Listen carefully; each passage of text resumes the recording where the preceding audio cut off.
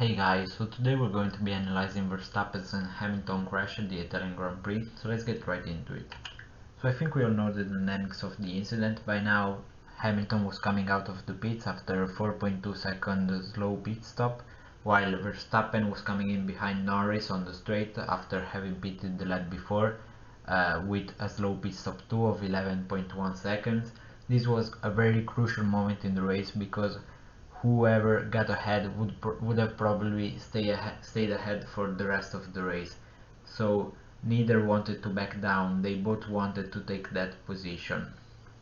So as we all know, this is how it played out, and we have to thank the Halo for saving Lewis Hamilton's life today, because if you didn't see the slow motion replay, that could have been very nasty.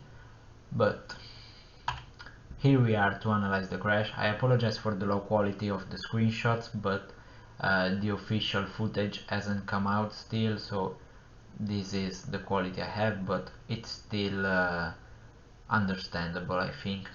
So as we can see, Verstappen here coming out to the first chicane is behind Lewis Hamilton, completely behind, and Lewis will want to take the chicane like this, following what Norris is doing, following Norris' trajectory, because he thinks Verstappen is behind him, and as we can see here, in fact he is behind him until here. He doesn't expect Verstappen to outbrake him, which he will do, so he's taking a normal trajectory to there, not expecting Verstappen to get alongside him. Verstappen meanwhile wants to get on the outside line, of course, because he knows Hamilton is on the inside. So once we get here in the middle of the corner, Verstappen is more than halfway alongside Hamilton and still wants to take that outside line. Hamilton probably didn't see him because he was expecting him to be behind still, or maybe he wanted him to back down. He thought he would back down, but he's still going for Norris trajectory, which is the trajectory a car normally takes without having another car alongside. Now the incident could still be avoidable without going off the track if Hamilton were to go a bit to the right, a bit more to the inside, leaving Verstappen some proper space to get that outside line. But as we said, and what I think happened is either Hamilton didn't see Verstappen or he simply didn't expect him to outbrake him so much. He probably expected to be ahead already. Now here is the point of no return, because as we can see, Verstappen is still turning to the right. He's still trying to get that outside line to go on the curb. He's expecting Lewis to turn to the right, but even if Lewis turned to the right here, the crash will still happen, because even if he turns to the right, there will be contact for sure. So what Verstappen should do here is take to the escape rod on the left, because he has no space, but instead he's still committed to taking that outside line, and as we know, that will cause the crash.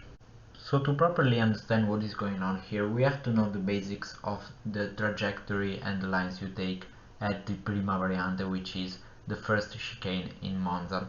So this is the line you normally take when you have no car alongside you. You take this line in qualifying, practice, race, whatever. You always take this line, going on the inside here, taking the curb, and going on the outside here, taking the curb, avoiding the sausage curbs though, which as we know is what caused the incident. Now theoretically, this is the lines you take when you have a car alongside you. So when you're on the inside, you go a bit more to the inside of the road, you take that same line you take normally here with the curb on the inside, and then go on the outside here, while the car on the outside doesn't take the curb here, but he takes it here. But Prima Variante is a 90-degree corner, first of all, and it's also very tight for Formula 1 cars, which are extremely wide. So usually this happens. the car on the inside takes the curb normally, but then here is carrying too much speed to go on the outside here, and so takes this curb as well. So what does the car on the outside do? He cuts either here or here.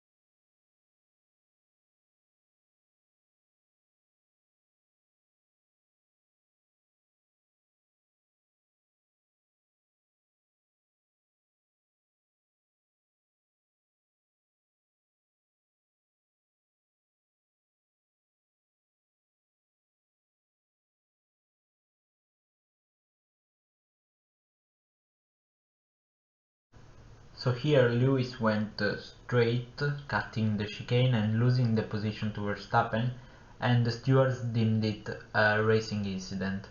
So in my opinion the crash is also 100% a racing incident. But here we go and see what happened with Bottas and Leclerc, which I think was a very similar situation, and it shows how the crash could have been avoided. So they are alongside into the braking. Basically Leclerc has outbraked Bottas just like Verstappen did with Hamilton. And going inside Verstappen, Leclerc is actually a bit ahead of Bottas, so it's a bit different. But still Bottas is taking the inside curb here and Leclerc is taking the outside line. And once they're here, instead of still trying to go to the right here and risking, because as you can see Bottas isn't taking all the space he has to the right just like Hamilton did, he's actually cutting the chicane, as you can see.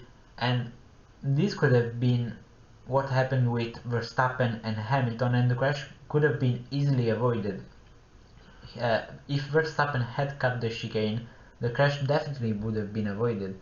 And you could say, but he had the right to be there. Yes, he did, but he abused it, because if we see one of the first screenshots here, just give me a second. Yeah, here, it's already too late. We can see it. Whatever Hamilton does here, it's going to be a crash. Even if he starts turning completely to the right and Verstappen starts completely turning, going straight, they will still crash. It's just certain. We can see it. So while Verstappen did have the right to be on the outside and Hamilton did have to leave in space, Verstappen could have just turned here and avoided the crash, and maybe after cutting the chicane, they would have told Lewis to give back the position or a penalty if Verstappen had been luckier. Maybe he would have had another opportunity. So again, he did have the right to be on the outside, but he abused this right. He should have just cut the road here, and with a bit of luck he would have been given the position back. This was not, I wouldn't say overly aggressive. This was almost stupid to go here for the curb. He could have just gone here. This was obviously going to be an incident. It was certain at this point. And so I did say Lewis Verstappen had the right to be on the outside. So you could say, well then, it is Hamilton's fault, he should have given him more space. Yes, that is true, but in my opinion, he did not actually see Verstappen. As we go back again for the actual first screenshot, here we are almost to the point of turning and Verstappen is still completely behind Lewis.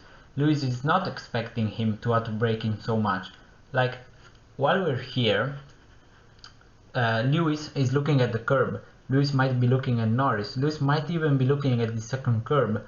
He's not looking at his mirrors thinking, is there Verstappen behind me? Because he's probably looked him here and he was already behind.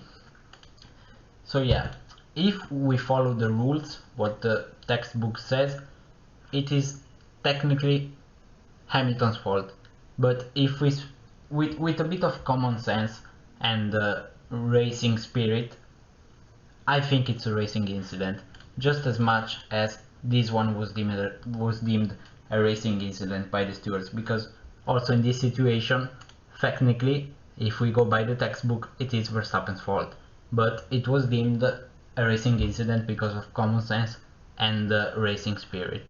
Now here you're saying, Jordi, you're so inconsistent and incoherent, because in the Silverstone crash you gave Hamilton 20% of the blame. Then why didn't you give him 20% of the blame for the Monza crash too? Well, apart from the difference in the corner, the speed, the different fuel and the tires situation, there's one big difference which I think stands out. Here, Verstappen is already in front. Lewis and has been in front for the whole race up to this point. Lewis is the one making the move, and Lewis knows for sure 100% he knows Verstappen is here. While in Monza, I don't think he knew he was there, or if he knew, he just really thought he would back out. He didn't expect him to be alongside him. So, coming to the conclusion here, what more could have Hamilton done to prevent this incident from happening? He could have gone way more to the inside, using the whole space he had. What I do believe though is he did not see Verstappen, and in that case it's 100% racing incident. But if he did see him, there might be space for a penalty, although in the start of the race Verstappen did the same thing and there was no penalty, so I think there should be no penalty at all for nobody here, and I think it's 100% a racing incident. But what could have Verstappen done more? What more could have Verstappen done to prevent this incident? Sorry. As I said, I think he should have cut the chicane at a certain point, and with a good chance he would have been given the position back, I think. And even if he didn't, the crash wouldn't have happened, which is a far better option, I think, a far better outcome. So yeah, again, I think it's 100% a racing incident. I don't have the whole data, the whole onboards, the whole videos in high quality yet. Maybe when I get them I'm going to do a part 2, which I did with the Silverstone incident too. So in the meanwhile, let me know what you think. Again, I invite you to be respectful in the comments, whatever side you're from. Try to be impartial and objective, and if you have anything to say about the video or the creator, please make some constructive criticism instead of just insults, and that will help me make my channel better and my videos better. So yeah, let me know what you thought about this crash. What you thought about the race. Did this crash make the race more interesting? How will this crash play in the long term, in the championship? Who did this crash benefit? And yeah, see you next time.